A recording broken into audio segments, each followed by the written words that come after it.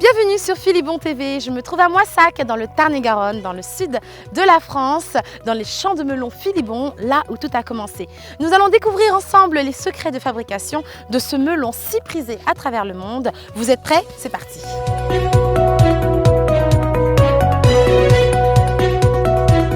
À partir de la plantation, il faut compter 75 jours pour obtenir un fruit prêt à récolter. Alors, la maturité du melon, elle se reconnaît à partir du moment où le pédoncule commence à craqueler, à se décoller. Le terroir le plus adapté pour le moment est un terroir de type argilo-calcaire. Le choix variétal qui nous permet aussi de répondre aux critères de qualité et à l'exigence Philibon. Le paillage, c'est ce que vous voyez là. Oui. C'est cette couverture plastique sous lequel est incorporé un tuyau d'irrigation. Dans la région du Sud-Ouest, Philibon a fait appel à 80 producteurs locaux sélectionnés selon un cahier des charges bien précis.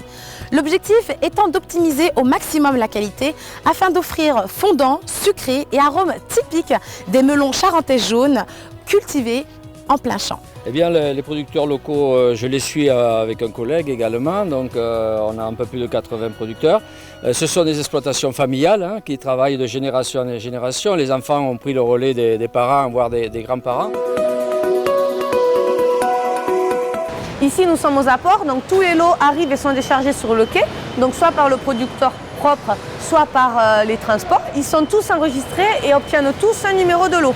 Donc nous viderons les palox et ensuite il y aura les étapes derrière de conditionnement. Chaque melon est passé un par un dans les mains de ces personnes-là et en fonction d'un cahier des charges bien précis à la maison Boyer, il va être trié en catégorie extra, 1, 2 ou déchets. Alors comme je vous ai dit tout à l'heure, on a des écarts de tri. Donc ils sont amenés depuis la zone de sélection, via une rivière souterraine à la biométhanisation. Ensuite, donc ces melons vont être broyés. On va produire du méthane grâce à un système de méthanisation. Ce sont des bactéries qui fermentent ce melon et qui vont produire du biogaz.